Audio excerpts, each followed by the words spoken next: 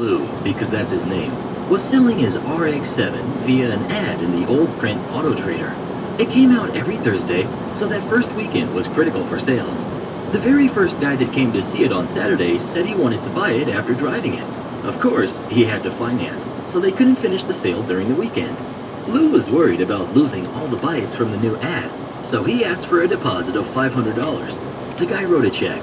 Lou told the rest of the callers that weekend that it was sold, and unfortunately, they didn't ask for their numbers in case it fell through. This story predates caller ID availability in my area by a couple of years, so these leads were gone. As you surely expect by now, the guy flakes on Monday, and Lou deposits the check.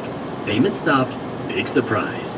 Sitting around my apartment, we schemed revenge, but all we had to go on was the check. Lucky for karma, there was a phone number printed on it. Our first idea was to write a little program to dial his number repeatedly from my modem, but that would be easily stopped and probably get us in direct trouble. Then Lou got a page from his work. This was back in the one-way pager days. You call the pager's dedicated phone number, it sounds a tone, then you punch digits for the number you want to be sent to the pager.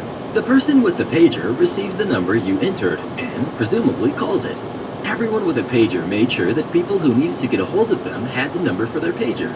You'd see pager numbers in print and TV ads all the time for various services. Boom! Angelic choir sings. Heavenly light goes off. Lou's pager number and my pager number had the same prefix, middle 3 digits. What if we randomly dial numbers with that prefix and page them all to this guy's number? So we order a pizza, open some beers, and start looking through the yellow pages at locksmiths and tow truck services to find more pager prefixes. We wind up with a dozen or so. After that, it's half an hour of coding in ye olde Borland C++. I put together a program that would cycle through our list of known prefixes and add a random